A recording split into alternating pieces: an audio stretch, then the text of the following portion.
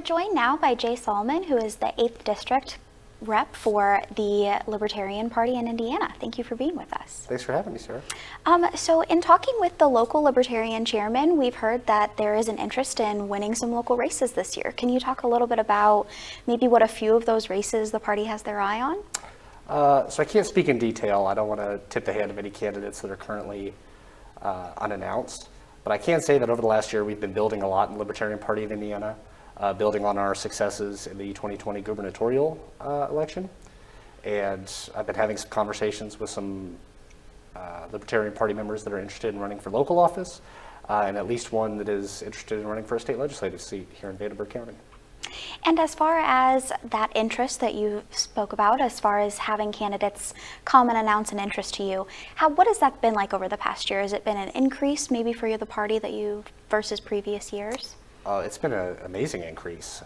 We started 2020 with 4 affiliated counties in the 8th District, which is a district that covers 18 different counties. And over the last year, we've raised that from 4 to 9, and we're affiliating our 10th this evening, actually, in Owen County. And each of those parties has seen substantial membership growth, more people coming in interested in running on the label and learning more about the party. We've been out at events all across the district and all across the state, talking to people, letting them know there is another party in Indiana.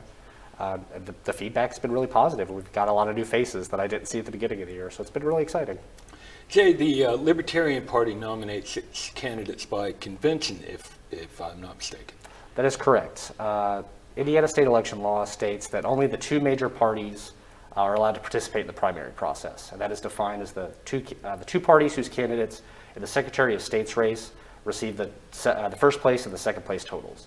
So we are legally barred from the primary process, so we have to come out of pocket and host our own conventions, which we do at both the county levels for our local candidates and at the state level for higher level offices. Where and when will the Vanderburgh County Libertarian Convention be held? The Vanderburgh County Libertarian Convention is going to be on February 6th on a Sunday at 11 a.m. at Amy's on Franklin.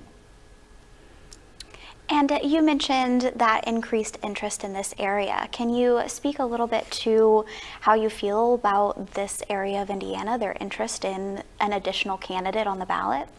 Well, I'm really excited about it. Vanderburgh County is kind of an outlier in my district, whereas it has a good mix of currently Republican and Democratic voters, whereas most of the counties in the district are heavily skewed one way or the other. So it's really exciting to see how more of a middle ground county is looking at third-party candidates.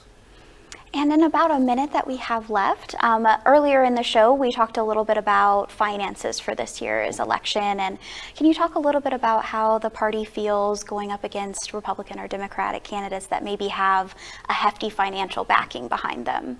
So fundraising is always a major issue that we face as the Libertarian Party. We come into it knowing we're going to be at a disadvantage. So we take a real focus on making every dollar stretch as far as it can.